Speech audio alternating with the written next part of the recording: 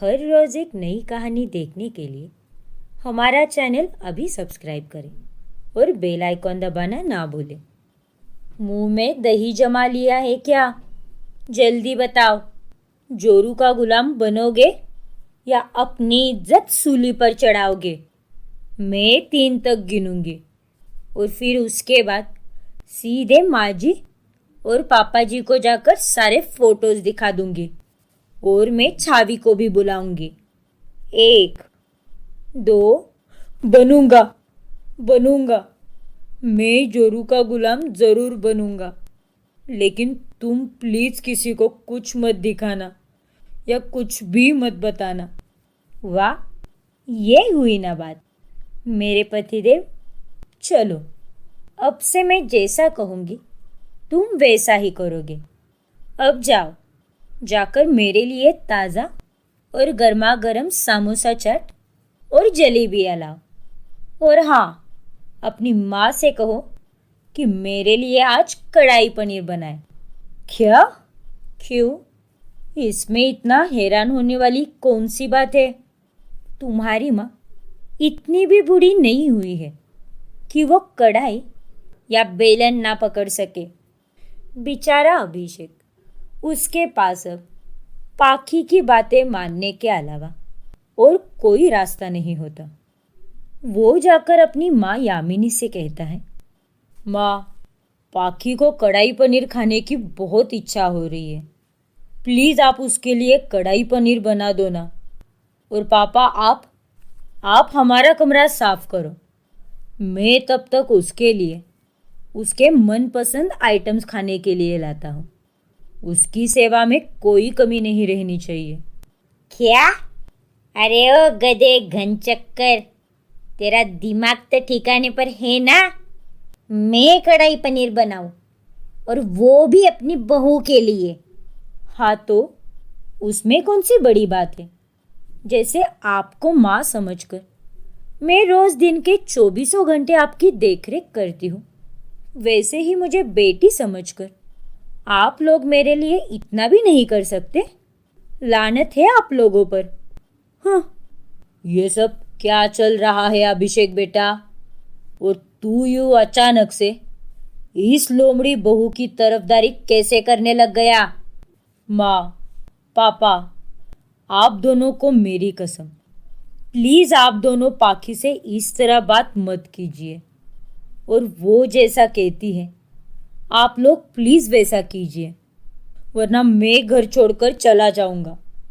पाखी को कोई परेशानी नहीं पहुंचनी चाहिए।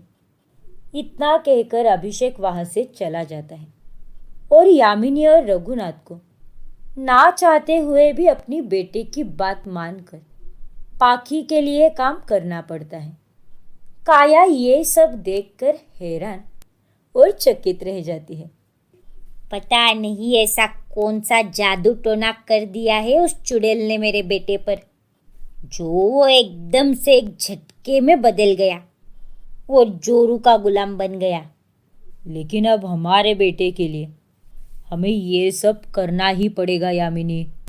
ट्रिपल बी कही की बेवकूफ, बेल बुद्धि और बावड़ी।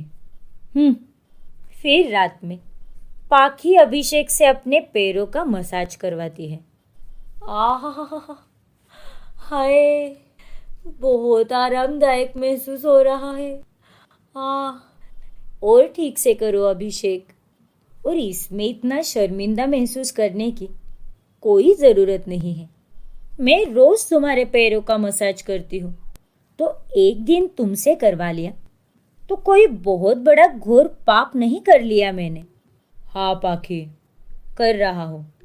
चलो, अब मेरा मनोरंजन करो। मनोरंजन? हाँ, मनोरंजन, दंतमंजन नहीं कहा है मैंने।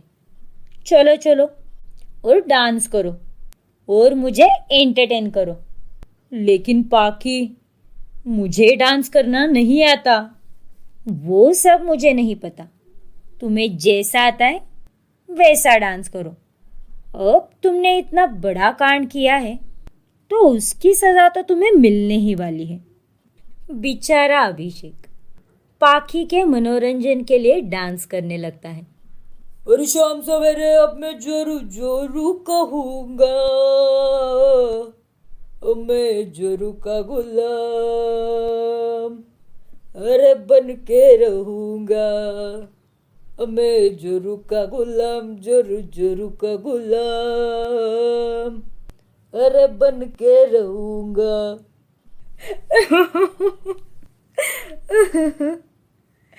हाय, कितना प्यारा लग रहा है मेरा पति। नजर ना लगे तुम्हें अभिषेक। फिर एक रोज पाखी अभिषेक से कुछ ऐसा कहती है जिससे अभिषेक की मुश्किल और बढ़ जाती है। ओ माय डियर गुलाम, आज मैं तुम्हें कुछ ऐसा काम देने वाली हूँ जो एक नामुमकिन सा है, लेकिन एक तुम ही हो जो उसे मुमकिन बना सकते हो। हे भगवान, अब कौन सी आफत डालने वाली है ये मेरे सर। अरे इतना ज्यादा भी कुछ नहीं है, तुम्हें बस माँ जी और पापा जी को कन्विंस करना है। किस लिए? अरे काया को जॉब पर जाने के लिए। क्या? हर बार मुंह फाड़कर क्या बोलना जरूरी है? जितना कहा है उतना करो। और अगर तुमने काया को जॉब पर नहीं जाने दिया तो मैं तुम्हारा जीना और ज्यादा दुश्वार कर दूंगी। पाखी की बातें सुनकर अभिषेक तो अपना सर पकड़ लेता है। वो बड़ी हिम्मत जुटाकर यामिनी और रघुनाथ के पास जाता है और उनसे काया की जॉब के बारे में बात करता है। एक बम पर लात पड़ेगी ना तो तेरी सारी अक्ल ठिकाने पर आ जाएगी। पता नहीं ऐसा कौन सा जादू चलाया है उस चुड़ैल पाखी ने तुझ पर, जो तू पिछले कुछ दिनों से उसी की सारी बातों में हामी भर रहा है। अभिषेक बेटा, हम काया को जॉब पर नहीं जाने देंगे और ये हमारा अंतिम फैसला है। नहीं माँ पापा, ऐसा मत कीजिए। काया का जॉब पर जाना बहुत ज़रूरी है पापा। आप तो जानते ही हो ना, बिजनेस में तो अप्स एंड डाउन चलते ही रहते हैं, लेकिन जॉब का ऐसा नहीं है। इसीलिए काया अगर जॉब करेगी तो उल्टा मुझे ही मदद होगी। प्लीज़ माँ पापा, कुछ ही दिनों की तो बात है, फिर उसकी शादी हम करा देंगे। नॉन स्टॉप 2 घंटे अपने माता पिता को समझाने के बाद अभिषेक अपने मिशन में सफल हो जाता है और यामिनी और रघुनाथ काया को जॉब पर जाने के लिए परमिशन दे देते हैं। काया बहुत खुश हो जाती है। फिर एक दिन, तुम्हें पता है अभिषेक, मोहल्ले में स्टिचिंग कंपटीशन होने जा रहा है और मैं चाहती हूँ कि मैं और माँ जी हम दोनों साथ में हिस्सा ले उसमें। भगवान के वस्त्र सिलने हैं वहाँ पर। अगर मैं कहूँगी तो वो कभी नहीं आएंगी मेरे साथ। तुम ही हो जो उन्हें मना सकते हो। चलो जाओ, उन्हें मना कराओ। अरे यार, हर बार मुझे ही बलि का बकरा क्यों बनाती हो तुम? फिर अभिषेक यामिनी को स्टिचिंग कंपटीशन के बारे में बताता है, लेकिन तभी यामिनी उसे साफ साफ मना कर देती है। अरे ना रे बाबा, मैं उस डायन के साथ कहीं नहीं जाऊंगी, ना किसी कंपटीशन में और ना ही किसी डम्पिटेशन में, क्योंकि वो ट्रिपल N है। मतलब? नालायक, निगोड़ी और नासपीती। माँ। आखिर अभिषेक कब तक यूजोरू का गुलाम बनकर रहेगा? जानने के लिए हमारा अगला एपिसोड देखना ना भूलें। और अगर आपने हमारा चैनल अभी तक सब्सक्राइब नहीं किया है तो अभी सब्सक्राइब कीजिए और बेल आइकॉन दबाना ना भूलें।